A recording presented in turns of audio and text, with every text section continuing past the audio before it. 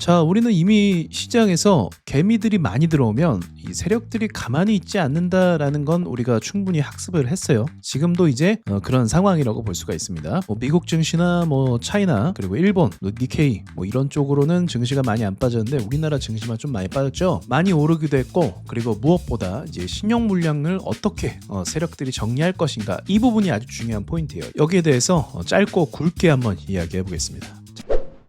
자, 여러분 기억나세요? 얼마 전이었죠? 하이닉스가 작년 10월 이후로 계속 상승 랠리를 보내게 됩니다. 그리고 여기서 이제 뉴스가 나오게 돼요. 개인들이 신용으로 엄청나게 들어오기 시작했다, 이런 뉴스가 나오기 시작하면서 주가가 마구 흔들리게 됩니다. 그리고 우리나라 증시 역시도 뭐 크게 폭락한 건 아니지만 살짝 흔들리면서 출렁거렸던 기억이 나요. 자, 지금은 어떨까요? 지금도 마찬가지예요. 여기 왼쪽 편에 보시면 여기가 신용 금액이 늘어나는 겁니다. 수치를 보시면, 그러니까 시간이 가면 갈수록 금액이 늘어나는 게 보이시죠?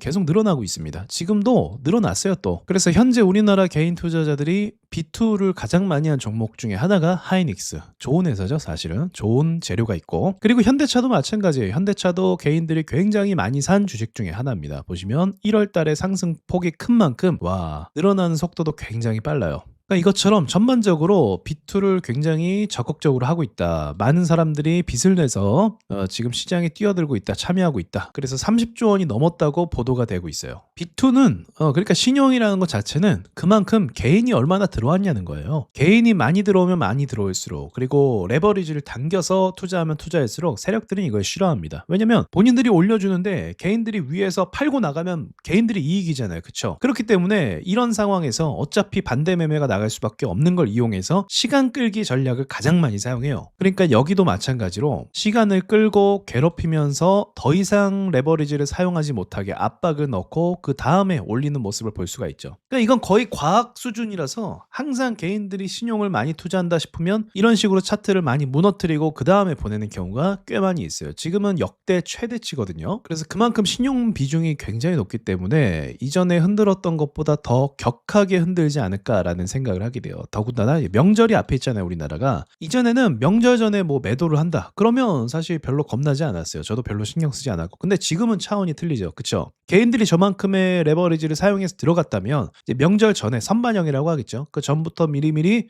매도하면서 수익이 이미 났으니까 그걸 챙기는 그런 그림을 만들어줄 수 있을 것 같아요. 그러니 이런 과거의 사례나 지금의 상황을 살펴봤을 때 역대 최대치라는 말을 또 무시할 수는 없잖아요. 그래서 이럴 때 가장 개미 털기가 확실한 게 뭐냐면 뉴스 악재예요.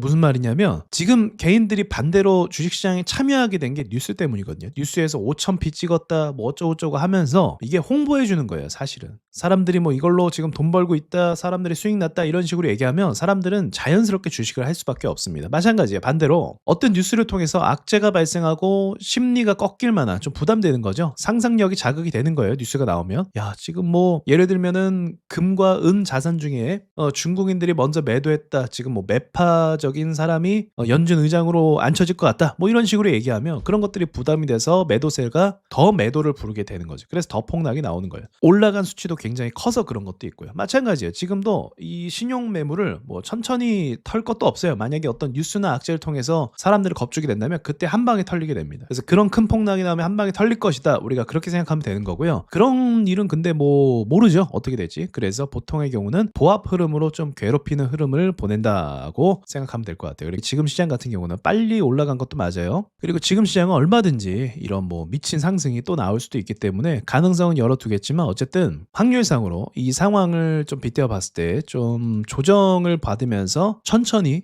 지켜봐야 되는 시장이 왔다고 볼 수 있는 거죠. 우리가 최근까지는 굉장히 빠른 속도로 올라갔기 때문에 수익이 빨리빨리 났어요. 그래서 우리가 수익이 빨리빨리 나오고 수익을 많이 보고 이런 것에 좀 익숙해졌을 수도 있거든요. 이제 그것을 잘 방어하고 조심해야 되는 단계가 바로 지금이에요. 아무튼 신용이 많이 늘어난다, 이때가 제일 조심해야 될 때라는 것만 여러분이 기억하시면 될 것 같아요. 마지막으로 이런 우상향은 결국 어떤 이유가 있는 거고 재료가 있는 거고 본질적으로 뭔가 호재가 있는 거예요. 그렇죠? 그래서 이런 우상향은 쉽게 꺾이지 않습니다. 그러니까 시장은 저는 쉽게 꺾일 거라고 생각하진 않아요. 다만 이런 타이밍처럼 좀 쉬어가는 순간은 필요하다라고 저도 생각은 합니다. 그래야 더 크게 갈 수 있는 거예요. 그러니까 오늘처럼 좀 이렇게 털어내는 그림이 안 나오잖아요. 그럼 나중에 어떻게 되냐면 쭉 올라갔다가 이렇게 됩니다. 이렇게 마이너스 40%뭐 이렇게 폭락해, 한순간에. 왜냐면 중간에 털어주지 않았기 때문에. 그러면 그때 가면 더 손실이 커지는 거예요. 그래서 이렇게 흔들고 가는 게 오히려 낫다라고 많이 이야기하기도 하죠. 여기까지만 말씀드릴게요.